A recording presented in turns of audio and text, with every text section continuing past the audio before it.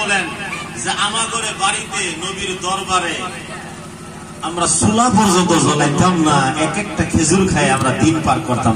সুবহানাল্লাহ। কিন্তু এই সমস্ত হওয়া সত্ত্বেও নবীর বাড়িতে যে শান্তিটা আসিল, এই শান্তিটা 7 তলা বিল্ডিং এর ভিতরে তালাশ করে পাবেন না। যেরকম সুবহানাল্লাহ, মাশাআল্লাহ। সিদ্দিক রাদিয়াল্লাহু তাআলা মুখের ভিতরে হাসি, হযরতে হাফসা রাদিয়াল্লাহু তাআলা মুখের ভিতরে হাসি, হযরতে উম্মে সালমা রাদিয়াল্লাহু তাআলা মুখের ভিতরে হাসি, সবার মুখের ভিতরে হাসি। আমার প্রিয় নবী সাল্লাল্লাহু আলাইহি ওয়াসাল্লামের মুখের ভিতরে তো হাসি আর হাসি। যেরকম সুবহানাল্লাহ, সুবহানাল্লাহ। অনুরোধ করি, গরিব হইছে বলে মুখের যে গান্দা করে রাখবেন, টাকা পয়সা নাই বলে যে মুখের গান্দা করে রাখবেন না। আল্লাহ কারোর ধন দিয়ে পরীক্ষা করে, কারোর ধন টান দিয়ে পরীক্ষা করে। যেরকম সুবহানাল্লাহ, সুবহানাল্লাহ। পরীক্ষা মানে যদি টাকা পয়সার ভাবে, টাকা পয়সার জালে ভাইসা যদি আপনি ফেরা হয়ে যান, তাও বড় মুশকিল। আর যদি টাকা পয়সা নাই, গরিব দরিদ্র মাঝখানে দিন কাটাইতেছেন, আল্লাহরে গালিগালাজ করেন, তারপরে কিন্তু আপনি ফেল হয়ে গেলেন। এই জন্য বলা যায় যে আল্লাহ রাব্বুল আলামিন কোন হালে রাখছে, আল্লাহ তাআলা লাখ লাখ শুকর। যেরকম সুবহানাল্লাহ, সুবহানাল্লাহ। নবী সাল্লাল্লাহু আলাইহি ওয়াসাল্লাম বলেছেন, সর্বসদাই তোমরা খালি নিচেরটা দেখো, উপরেরটা দেখো না। আমার মজবুত ছেলে, আমি কি কইলাম? উপরেরটা দেখো। তার মানে ধরেন আমি গরিব, আমার টাকা পয়সা কম, এখন আমি যদি আজমল শ্রেণীর দিকে তাকাই থাকি, তাহলে সেই তুলনায় আমার মুখ দিয়ে শুকরিয়া বাড়াবে না, না শুকরিয়া বাড়াবে। কিন্তু আমার তলে একজন আছে, আমার মানে কমজোরি, সেদিকে যদি আমি তাকাই, আমার মুখে শুকরিয়া, আল্লাহ অমুকের থেকে তো আমার খুব ভালো লাগছে। আর অমুকে যদি তার তলেটা থেকে, তার মুখে শুকরিয়া, অমুকে যদি তার তলেটা থেকে, তার মুখে শুকরিয়া, অমুকে যদি তার তলেটা থেকে, তাও শুকরিয়া। যেরকম সুবহানাল্লাহ, সুবহানাল্লাহ। দিকে তাকান, আল্লাহরে খালি গাইল দেবার ইচ্ছা।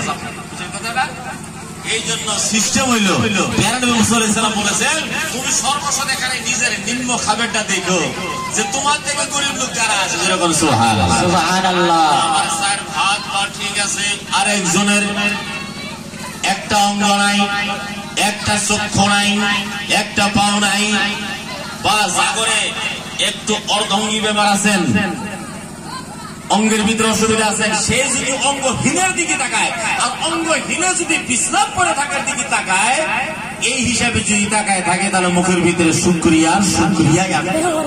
সুবহানাল্লাহ।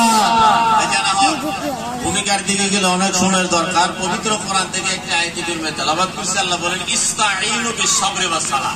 তোমরা সব সময় আল্লাহর দরবারে সাহায্য চাও বিস-সাবরি ওয়াস-সালাতে, সহ্য ধৈর্যের মাধ্যমে আর নামাজের মাধ্যমে। যেরকম সুবহানাল্লাহ, সুবহানাল্লাহ।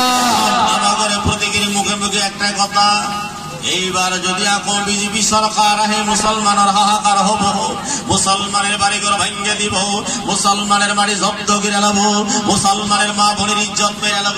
আমরা আটকাল লাগাই দিছি না, জানি আগের কথা, যেগুলা নাকি এখন পর্যন্ত বাস্তব হওয়ার কোন রাস্তাই নাই। যেগুলা বস্তু নাকি এখনো হয় নাই, আমরা আল্লাহ রাসূলকে বাদ দিয়ে আমরা অন্য একটা ভাবনা ভাইবে আমরা বেভুল হয়ে আছি। আল্লাহ বলতেছে, এই জন্য তো তোমাকে নারাজ। আল্লাহ বলেন, ইস্তাঈনু বিস-সাবরি ওয়াস-সালাহ। তোমরা সর্বসদাই আল্লাহর দরবারে সবর ধৈর্যের মাধ্যমে চলো। যেরকম সুবহানাল্লাহ, সুবহানাল্লাহ। হিন্দুস্তানের ভিতরে সর্বপ্রথম খাজা মাইনুদ্দিন আজমি রহমাতুল্লাহ যখন আসে, যেরকম আমাদের মতন সংখ্যা মুসলমান আছেন কি? খুব কম মুসলমানের ভিতরে হযরত খাজা বাবা তশরিফ আনছেন। উনি যখন গাছতলায় আজান দেয়, পৃথিবীর হাজার সেনা সমন্দিরা, পৃথিবীর হাজার সিপাহী পুলিশেরা সে বাদশার কাছে খবর দিল যে নতুন একটা আওয়াজ শুনে এলাম। এদিন তো ভগবান ভগবান, রাম রাম, সীতা সীতা, হরি হরি ইত্যাদি ইত্যাদি শুনলাম। নতুন করে একটা আওয়াজ পাওয়া যাইতেছে, এক ব্যক্তি কানের ভিতরে আঙ্গুল দিয়ে কয়, আল্লাহু আকবার, আল্লাহু আকবার। নতুন আওয়াজ, কিন্তু শুনতে খুব সুন্দর শোনা যায়। আমার নাই শুনলাম, সম্পূর্ণ শুনলাম, কিন্তু আমাকে একটা জামাত বেলেগ একটা পরিস্থিতি। এরা যদি আমাদের দেশের ভিতরে হরতগুল মাসায়, আমাদের দেশের ভিতরে যদি এই সমস্ত চালায়, তাহলে আমরা যে হরি হরি রাম রাম করে এগুলো কোথায় যাবো? গদিকে বাদশাহ সাহেব ইমিডিয়েটলি এর রিঅ্যাকশন নেওয়া লাগে। বাদশাহ খবর বানাই দিলে, তাহলে কাম করা যাক, হ্যাঁ, তারা কোন জায়গায় আছে? বলে এমন এক জায়গায় বসে আছে, আমাগরে আগে উঠবো না কেন, যেই জায়গায় নাকি মহারাজ সাহেব আপনার আমাগরে উঠ এবং পুরা বসানো হয়। খাজা বাবা আজমিরি রহমতুল্লাহ, আমার লম্বা ঘটনা করার ইচ্ছা নাই, তিনি একজন সঙ্গে মাত্র 40 জন ধরবে। সুবহানাল্লাহ সুবহানাল্লাহ। সাথে করে হযরত খাজা মাইনুদ্দিন মোকাবেলা করতেছে কার? রাজা মহারাজার, যার হাতে অগণন অস্ত্র, অগণন ভারত, অগণন বন্দুক, অগণন ড্যাগার, অগণন ছুরি, কিন্তু হযরত খাজা বাবার হাতে শুরু মাত্র কি একটা মুসাল্লা, একটা তসবিহ, এই সমস্ত বেড়ে কিছু না। আর 10 বেরদের প্রত্যেকেরই হাতে হাতে এক একটা করে কোরআনুল কারীম, না কোনো অস্ত্র না কোনো কিছু, কিন্তু এই সমস্ত কিছু নিয়ে মোকাবেলা করতেছে কার সাথে? একটা দেশের রাজার সাথে। সেই সময় তো তিনি কওয়া লাগছিল, আমি আসলাম কোন দেশে, নবী প্রেরণ করলো কোন জায়গায়, এখানে টিকবো কিভাবে, একটা অস্ত্রধারী বাদশার সাথে আমি নিরস্ত্র ফকিরে কিভাবে লড়াই করব। কিন্তু তার অন্তরের ভিতরে একটাই ভরসা, একটা ঈমান, যে আমি কাম করতেছি আল্লাহর এবং রাসূলুল্লাহর। যেরকম সুবহানাল্লাহ, আল্লাহ রাসূলের সহায় যাব, আল্লাহ রাসূল আমাকে সহায় করব। যখন নাকি তার আয়েশা উট ঘোড়াগুলাকে উঠাবার জন্য চেষ্টা করলেন, হযরতে খাজা মাইনুদ্দিন আজমিরি রহমাতুল্লাহ আলাইহি উনি গজব না হওয়ার জন্য এমন ভাবে মানে দোয়া করছে আল্লাহর দরবারে, উট ঘোড়াগুলা মাটির সাথে মিশে গেছে। আল্লাহু আকবার, আল্লাহু আকবার।